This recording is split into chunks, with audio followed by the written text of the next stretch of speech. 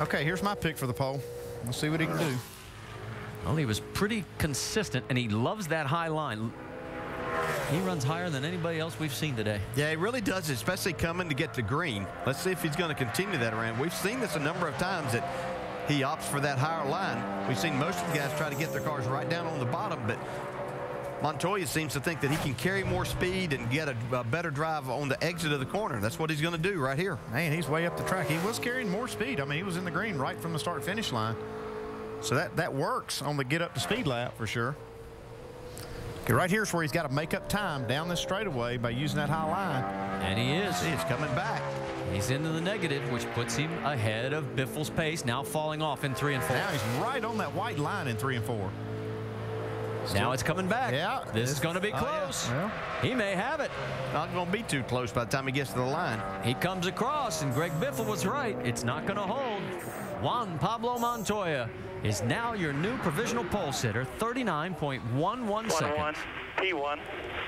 Please no comment. I think that's a little strategy right there. You heard Brian Patty, the crew chief. He didn't want any comments on the radio because he doesn't want anybody else to benefit. Uh-huh. And we'll talk about it offline. That's right. Or he could do it in Spanish, and you know, maybe that would get everybody confused. I'm not sure Brian would understand, though. Yeah. Oh, you're saying a number of these drivers wouldn't understand what he was saying? Hey, Come on now. I don't know more than 5 words in Spanish, so, you know.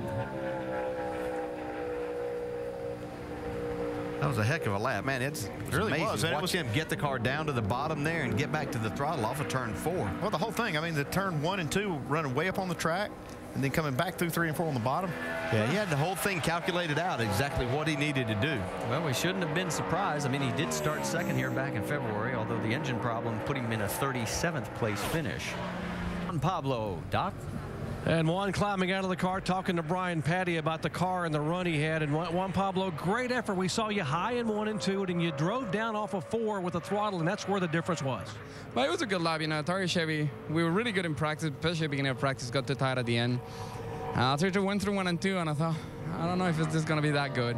It was okay. It was a little tight. I wanted to be there, but, you know, my line is so different than anybody else there that, you know, sometimes works, sometimes doesn't. And just overall, it was a good lap. Why is your line different than everybody else here? I don't know. I guess my background. But it works, doesn't it?